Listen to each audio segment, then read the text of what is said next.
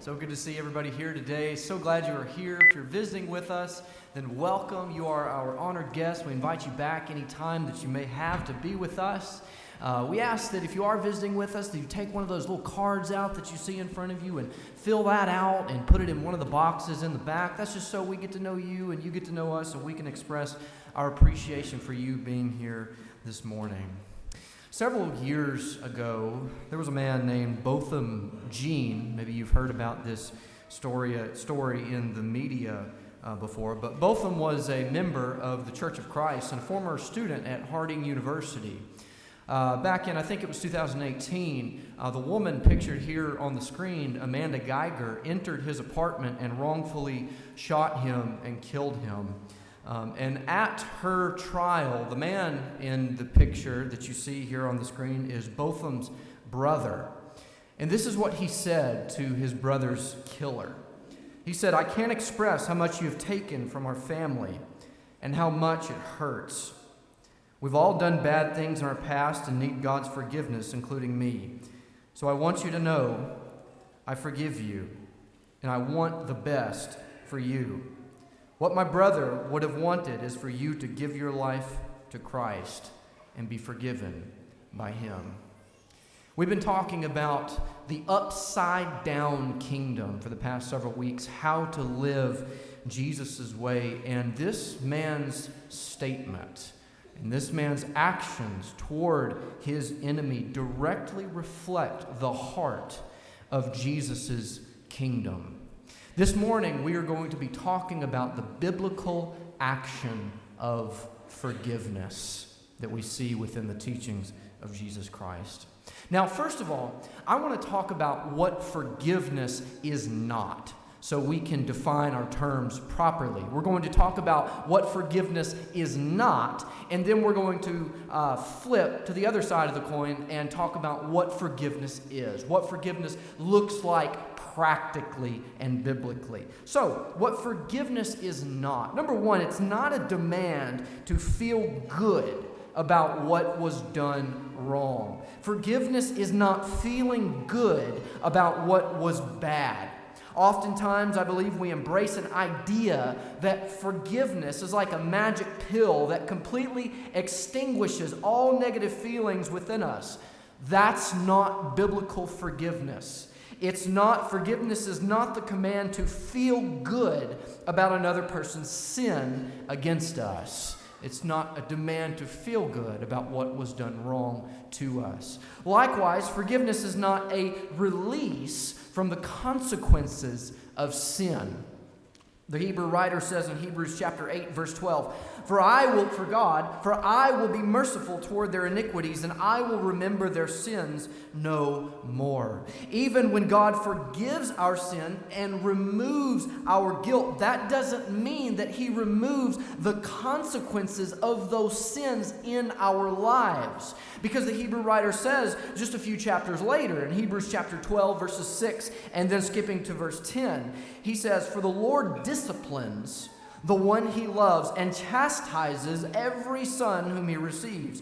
For they disciplined us for a short time, as it seemed best to them, but he disciplines us for our good, that we may share his holiness." Now, forgiving someone does not mean releasing them from the consequences of their sin. Forgiveness is not saying, "You stole my property, and I forgive you, so everything that you took from me, everything that you stole from me is yours, and I release you from all criminal charges." That's not forgiveness. It's possible to forgive someone and still desire justice at the same time, as we see from the example of God himself. Now, also, forgiveness is not a willful embrace of naivety.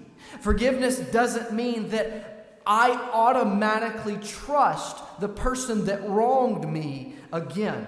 If your accountant steals your identity and he takes every dollar that you own, everything from you, everything that you have, and you forgive him, forgiveness does not require you to give that accountant your bank account number and your social security number once again. Forgiveness is not an embrace of naivety. It's not an automatic trust of the person that I forgive. That's what forgiveness is not. And lastly, before we move on this morning, forgiveness is not the demand for intimate restoration with the unrepentant. And Jesus makes this point in Matthew chapter 18, verses 15 through the first part of verse 17, which says, "If your brother sins against you, go and tell him his fault between you and him alone. If he listens to you," notice this phrase, "you have gained your brother." Verse 16 says, "But if he does not listen, take one or two others along with you, that every charge may be established by the evidence of 2 or 3 witnesses. If he refuses then to listen to them, tell it to the church." Now, notice within this text of Matthew chapter 18, the intent of the process here when one is sinned against. Notice the intended goal, the ultimate purpose behind the command. The ultimate purpose behind the command is restoration and reconciliation with the one who was wronged, between the two parties.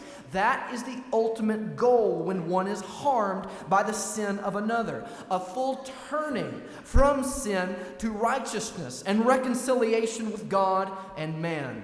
However, what Jesus also says within this passage, reconciliation is not always possible because of the pride within an unrepentant heart, and Jesus addresses this within the next part of verse 17. Matthew chapter 18, in the second part of verse 17, he says, "And if he refuses to listen even to the church, the man that has committed the offense, let him be to you as a Gentile and a tax collector."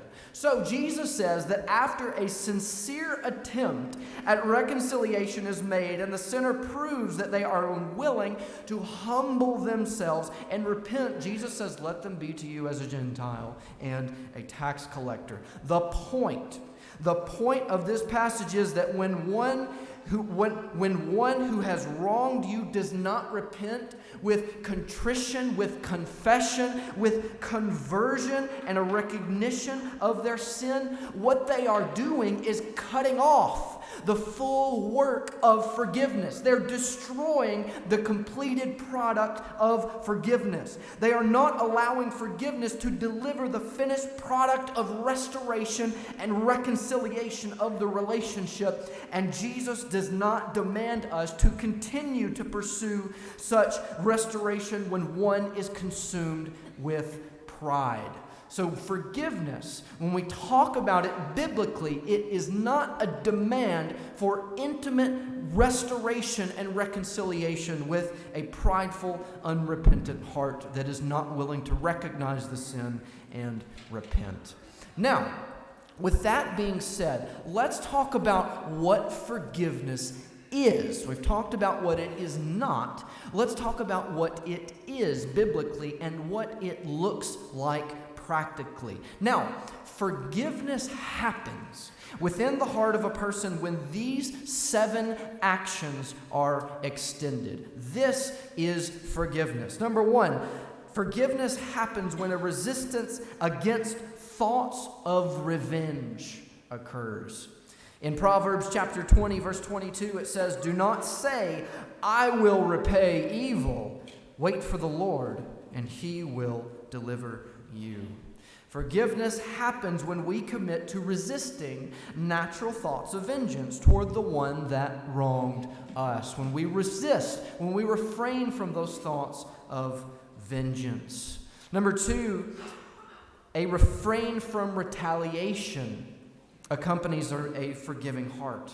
In 1 Thessalonians chapter 5, verse 15, Paul says, "See that no one repays anyone evil for evil, but always seek to do good to one another and to everyone." Forgiveness happens when we cease to repay others for the evil that they have directed toward us, when we refrain from retaliation. Number 3, forgiveness happens when the cultivation of a desire for one's enemy's well-being occurs. In 1 Peter chapter 3, verse 9, it says, "Do not repay evil for evil or reviling for reviling, but on the contrary, bless. For to this you were called, that you may obtain a blessing." Now, forgiveness again happens when we commit to cultivating the unnatural desire to bless our enemies, as we talked about last week, instead of cursing them, to desire their well-being instead of desiring their harm. When we cultivate this desire for their good, that is when forgiveness happens. Number 4, forgiveness happens when we grieve instead of rejoice over our enemies' misfortunes.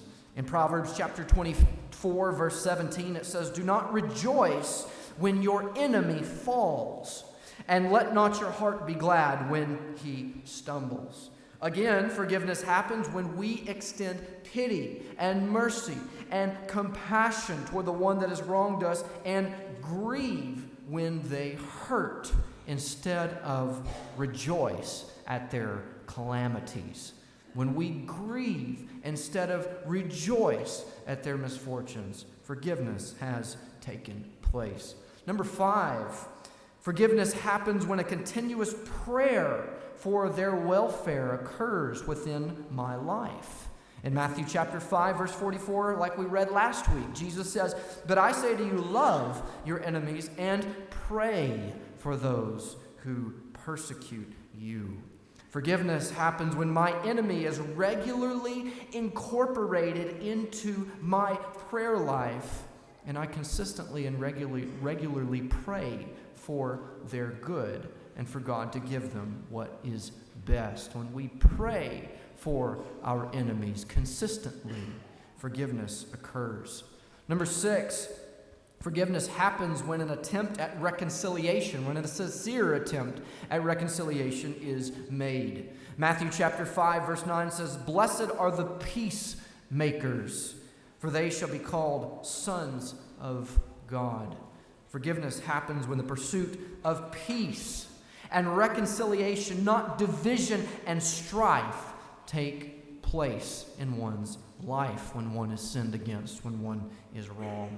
And lastly, before we move on, forgiveness happens when a willingness to assist them, your enemy, when they are in distress occurs, and we are willing to do that. As we read last week, Exodus in the law of Moses, Exodus chapter 23, verse 4, it says, "If you meet your enemy's ox or his donkey going astray, you shall bring it back to him."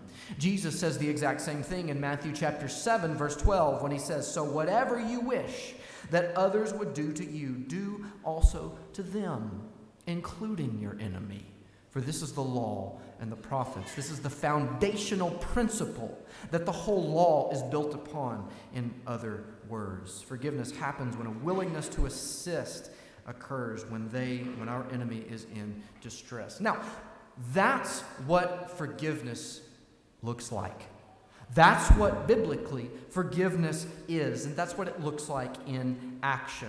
Now, as we talk about the right side up kingdom and the upside down kingdom, both kingdoms, the kingdom of Satan, the right side up kingdom, and Jesus' kingdom, the upside down kingdom, have differing teachings regarding forgiveness. And they're both found in Matthew chapter 18, verses 21 through 35. So turn with me, if you will, to Matthew chapter 18, verses 21 through 35. And we are going to talk about what both kingdoms, the right side up kingdom, the kingdom of Satan, the kingdom of darkness, and the upside down kingdom, the kingdom of Jesus Christ, the kingdom of light, teach about forgiveness.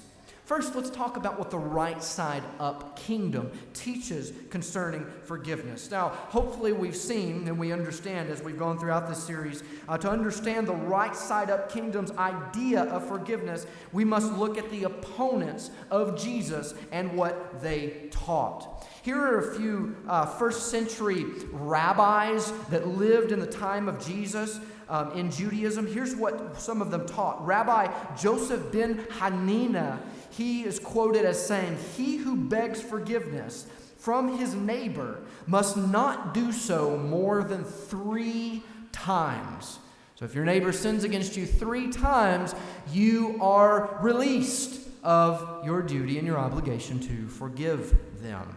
Likewise, another rabbi of Jesus' time, Rabbi Joseph ben Yehuda, said, if a man commits an offense once, they forgive him. If he commits an offense the second time, they forgive him. If he commits an offense the 3rd time, they forgive him. He's being more generous here than the previous rabbi. The 4th time, he says, they do not forgive. In other words, forgiveness has limits. There's a cap on how many times you forgive your neighbor. They would teach, if in the course of your relationship with your neighbor, they wrong you a certain amount of times, then you are released of your obligation to extend these 7 actions that we just talked about, listed above, listed on the previous PowerPoint screen. If your enemy sins against you 3, and if you're being generous 4 times, you are set free under the teaching of Jesus' opponents. You are free of your duty to refrain from a retaliation against them. You are free to retaliate against them and do to them as they did to you. At the 3rd or the 4th offense of them sinning against you, you are free of your desire to. You are free of your desire to desire their well-being. You don't have to desire their well-being. You can curse them. You can hate them after they sin against you 3 or 4 times. You are set free of your duty under their teachings to grieve over their misfortunes. You can actually pray for their calamities after the 3rd or 4th offense. You are set free under their teachings to pray for their welfare. You are set free to pursue reconciliation, and you are set free of the obligation to assist them when they are in distress. And the disciples of Jesus, we see in the statement of Peter that we're about to read in Matthew chapter 18, verses 21, reflects the same idea. Look with me in Matthew chapter 18, verse 21. See what Peter asks to Jesus. Peter says, Then Peter came up and said to him, Lord, how often will my brother sin against me, and I forgive him? As many as 7 times? At this point in Jesus' ministry, Peter's, of course, been around the Lord for several years. He's been around the Lord for a few years now. He's heard Jesus say things like, unless your righteousness exceeds that of the scribes and the Pharisees, you will never enter the kingdom of heaven. So when Peter asks the Lord if a citizen of his kingdom is required to forgive up to 7 times, he's doing so in opposition to the teachings of the scribes and the Pharisees. He's asking, this is what Peter is asking. He's asking, Jesus, will it make us appear more righteous than those Pharisees if our limit on forgiveness is a tad bit more generous than theirs? They require 3 times. Maybe even a generous Pharisee would require 4 times that forgiveness may be extended. Will we be more righteous than they if we require 7 times? 7 is a great biblical number. Will we be more righteous? Will our righteousness exceed theirs if our cap is greater than theirs? He's essentially asking, he's asking to Jesus, what is the limit or the cap on how many times I should forgive in your kingdom so that I may be righteous? It sounds like a righteous command on the surface, doesn't it? Require a person to forgive 7 times above just 3 or 4. But the problem that we're going to read here in a moment that Jesus addresses, the problem that Jesus says with that is it's not with the amount of times the Pharisees require one to forgive. This is the problem, Jesus says, that we're going to read here in a moment. It's the cap on forgiveness itself. It's the limit one places on the amount of times one can forgive itself. The problem is with the cap. The problem, Jesus says, is with the limit on forgiveness itself. This is how Satan's kingdom functions. In Satan's kingdom, forgiveness has limits.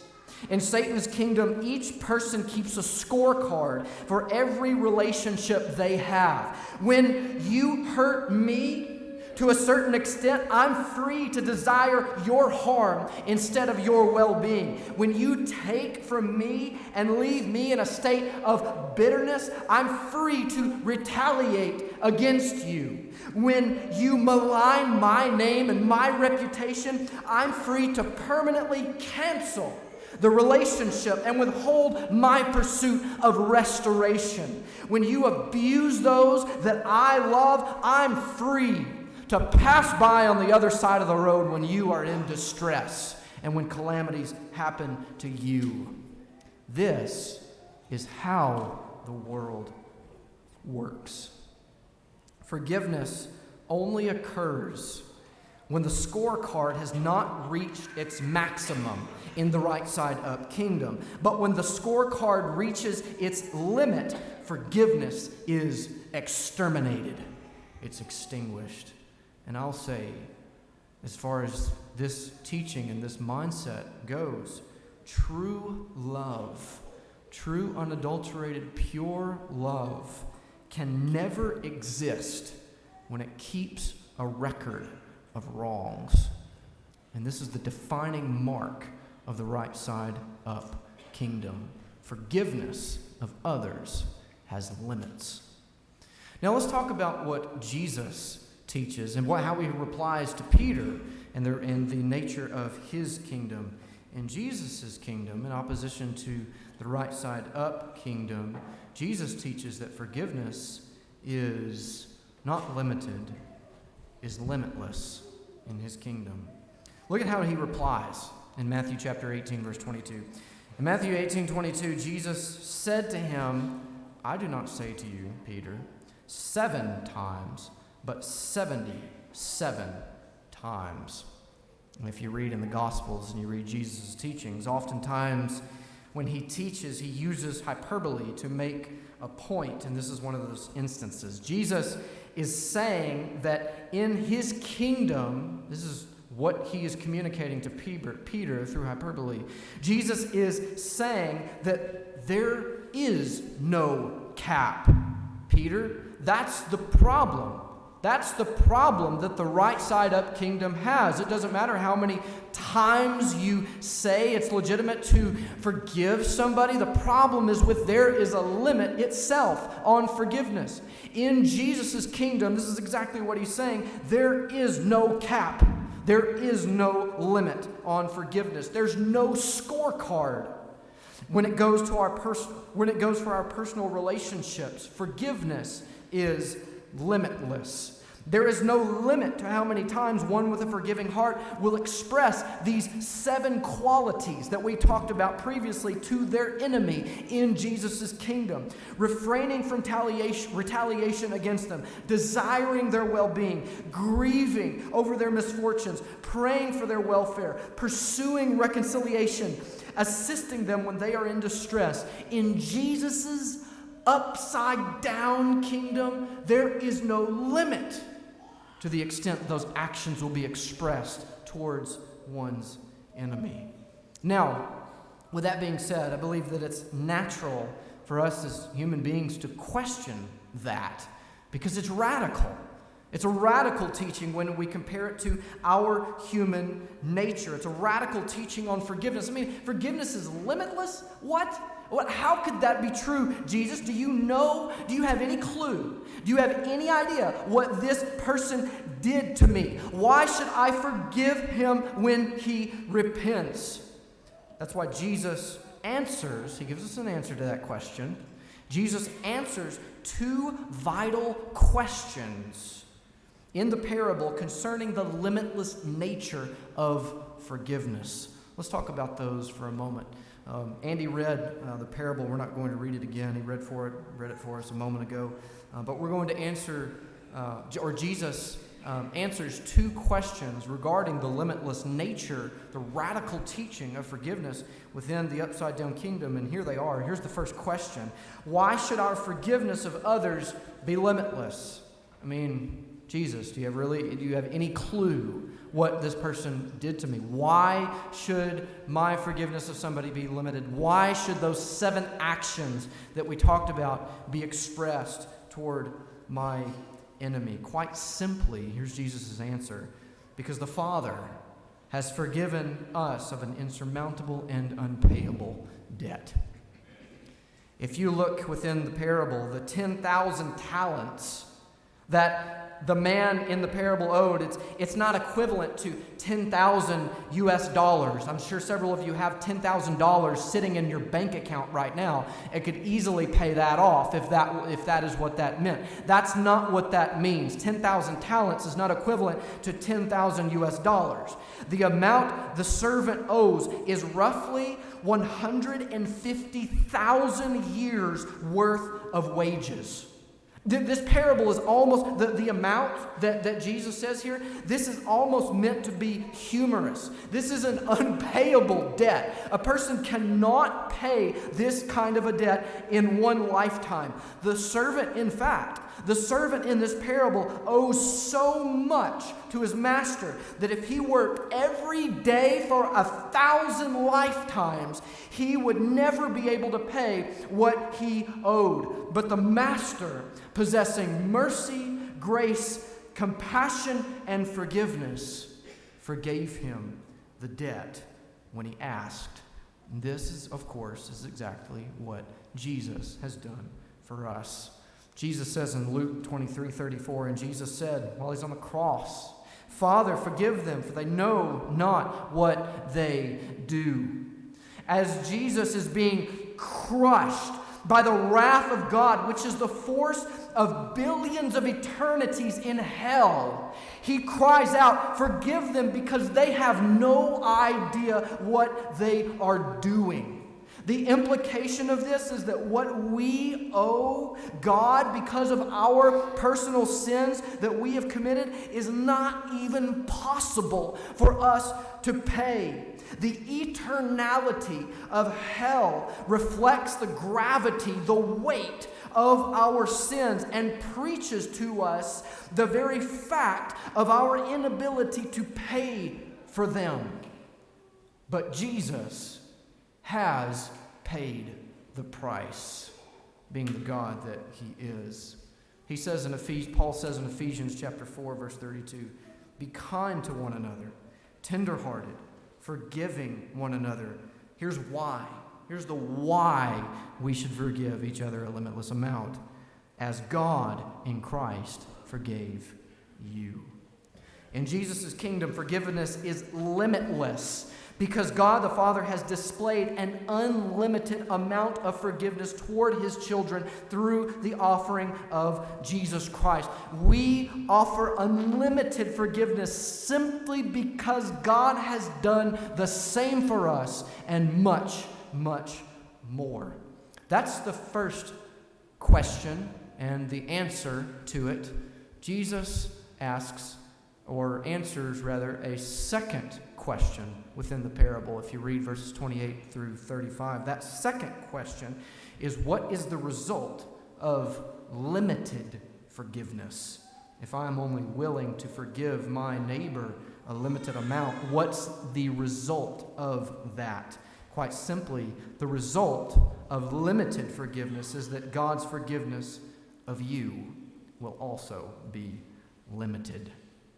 We read within the parable, the man that was forgiven the unpayable debt is unwilling to forgive his neighbor that owed him a minuscule amount in reality in comparison to what he owed the master. And the master offered him only limited forgiveness in return, making him pay for the debt in full.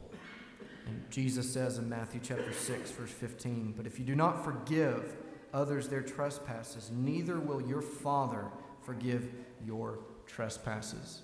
It's quite simply, God's forgiveness for you will be limited if you express only a limited amount of forgiveness toward your neighbor. Now, With that being said, I want to say that my goal this morning is to not make anyone feel burdened by the command to forgive. I don't want anyone to walk away today feeling like a greater load has been put on their shoulders because God commands you to forgive. Forgiveness is not a burden to you, the Bible teaches. No matter the magnitude, no matter how much somebody has done something to you, no matter the magnitude of another sin against you, forgiveness is a release. Forgiveness, the command to forgive, is a gift extended toward you. Here's why. Here's what forgiveness will do for you in your present existence within this life. Number one, if you forgive as Jesus commands us to, you will be released of the nasty root of bitterness within your life that is caused by an unrepentant heart. In Hebrews chapter 12, verse 15, it says, "See to it that no one fails to obtain the grace of God, that no root of bitterness springs up and causes trouble, and by it many become defiled." Bitterness, the Bible teaches, is like a cancer. It's the evidence that true forgiveness has not taken place, if not crushed. It metastasizes throughout your soul and makes you become its slave. But when we commit to the process, and forgiveness is a process, it's not a one-time event. When we commit to the process of forgiving another, we will be released of that root of bitterness that weighs us down and experience true joy and freedom from bitterness. Number two, you will be enabled, if you forgive, to experience satisfaction in communion with Jesus Christ. Jesus says in Matthew 6:14, "If you forgive others their trespasses, your heavenly Father will also forgive you." When you forgive others their trespasses, the only thing you're setting yourself up for, that's what a lot of people think when they forgive. I'm setting myself up for disappointment. I'm setting myself up for something negative. When you forgive, the only thing you're really setting yourself up for is true joy and satisfaction and fellowship with Jesus Christ, because you are becoming exactly like Him.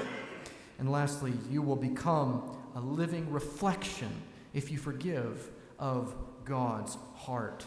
When you choose to forgive and consistently reflect a forgiving spirit, you're not just telling people what Jesus is like. You're not just preaching to people. Words are not just coming out of your mouth and you're explaining to them how Jesus relates to sinners, how Jesus acts toward them. You are showing them by your actions when you forgive another for their wrongdoing. You will become a living reflection of who God is when you choose to forgive.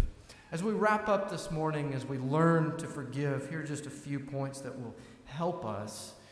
As we learn to forgive, realize how much you have been forgiven. Know that debt that you owed to God and how much God has forgiven you of, and how much mercy and grace and compassion He extends to you every single day.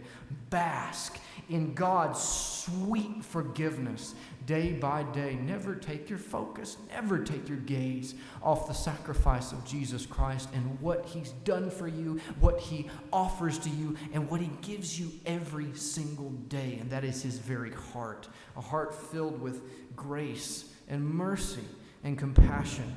Commit to the process of forgiveness. All of these things that we've talked about, extinguishing the root of bitterness, it just doesn't happen overnight. I mean, sometimes based upon what somebody did for us, it takes a process. It takes years. Commit to that process. Commit to the process of forgiveness. Commit to refraining from thoughts of vengeance and retaliation. Commit to cultivating this desire for another person's well-being. Commit to that process and trust in God's sufficient power to give you the necessary strength to forgive all along the way. This morning, lay down your sword.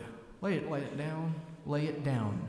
Surrender your hatred, your bitterness, and your contempt, and know the sweet forgiveness of Jesus Christ. Allow Him to change you day by day, and you will know and come to understand this kind of supernatural joy that is unimaginable to the human mind.